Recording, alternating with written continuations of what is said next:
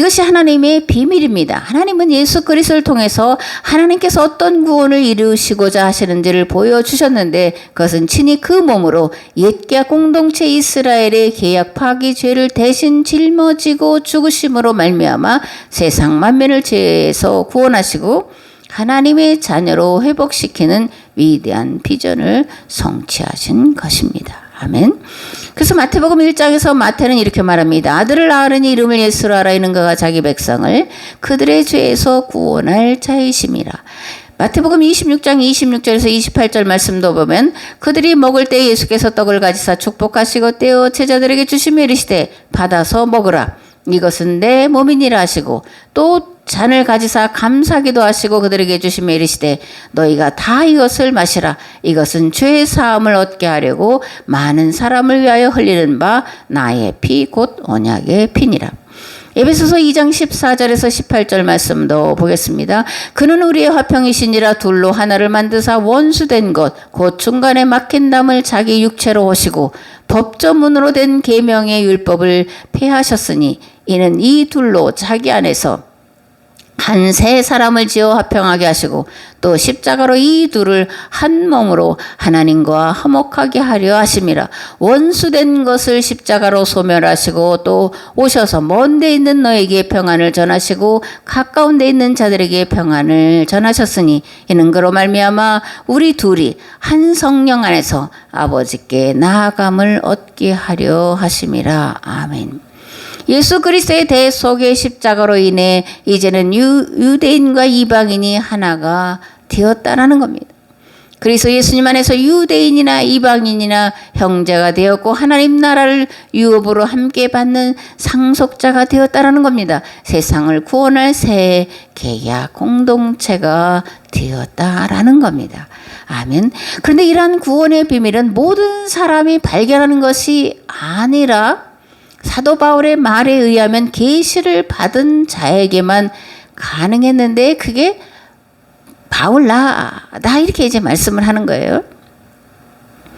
구원의 은혜를 입은 사람들이 많이 있었지만 유대인과 이방인이 하나님 백성이 되는 사건, 모두가 그리스도 안에서 통일 즉 하나가 되게 하고자 하는 하나님의 비밀을 제대로 알고 그것을 위해 헌신하는 이들이 사도 바울 외에는 없었다라는 겁니다.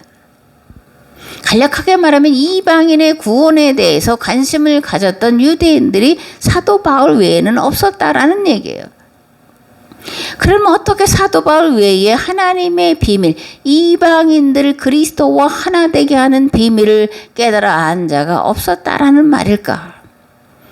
금방도 말씀드린 것처럼 사도 바울 외에 이방인의 구원에 대한 관심이 그들에게 없었기 때문이에요. 계약법에 담긴 하나님의 세상 구원 비밀을 깨달은 자가 사도 바울 외에는 없었기 때문입니다. 아멘. 그렇다면 사도 바울은 어떻게 이방인의 구원에 관심을 갖게 되었을까라는 건데, 우리가 잘 아는 대로 사도 바울은 유대교에 열심히 특심한 사람이었어요. 그렇다면 사도 바울은 어떻게 이방인의 구원에 관심을 갖게 되었을까라는 건데, 첫째, 사도 바울이 하나님과 유대교 율법에 열심히 특심하여 예수님을 믿는 자들을 찾아 감옥에 가두거나 죽이거나 하는 일에 힘썼다는 데 있었습니다. 둘째로, 예수님을 믿는 자들을 찾아 제사장들에게 넘기려고 다메섹으로 가는 길에서 부활하신 예수님을 만났기 때문이에요.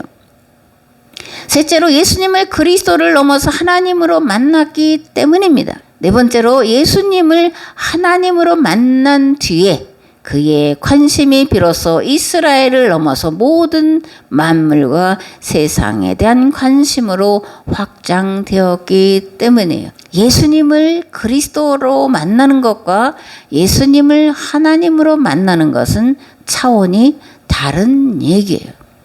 예수님을 그리스도로 만날 때는 내 개인의 문제를 해결하시는, 내 삶의 문제를 해결하시는, 나의 필요를 채우시는 나의 하나님으로 고백되어지지만, 예수님을 하나님으로 만나면 모든 세상 만물의 구원에 관심을 갖게 되고 그 일에서 온 평생을 들여 헌신하게 될 수 있는데, 사도 바울이 그 당시에 예수님을 그리스도를 넘어서 하나님으로 만났기 때문에 이방인의 구원에 대해 세상 만물의 구원에 대해서 관심을 가지는 유일한 사람이 되었다라는 그런 말씀입니다. 아멘.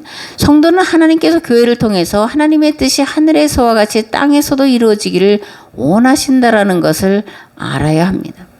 하나님의 뜻은 복음으로 말미암아 하늘에 있는 것들과 땅에 있는 모든 것들이 그리스도 안에서 하나가 되기를 바라시는 것이에요.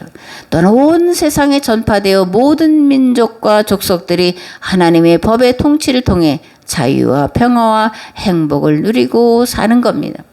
한국인들이 세상 어느 다른 민족보다 평등을 원한다고 그렇게 말하더라고요. 그래서 우리가 계속 뭘 부르짖고 하는 것들의 밑바탕에는 평등을 요구하는 그런 것들이 있는데 하나님의 뜻도 마찬가지라는 거예요.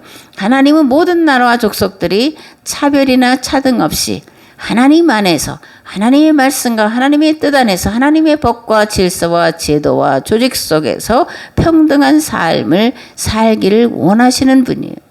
그리고 이러한 하나님 나라를 만들어가는 것을 교회에게 위임하셨다라는 겁니다. 그러므로 교회에 속해 있다, 신앙생활한다, 성도다라는 것은 구원받았다라고 하는 감격과 기쁨을 말하려고 하는 것이 아닌 그보다 더 세상 구원에 대한 가장 크고 두려운 사명, 무한 책임이 주어졌다라는 것을 깨달아 알아야 할 줄을 믿습니다. 아멘.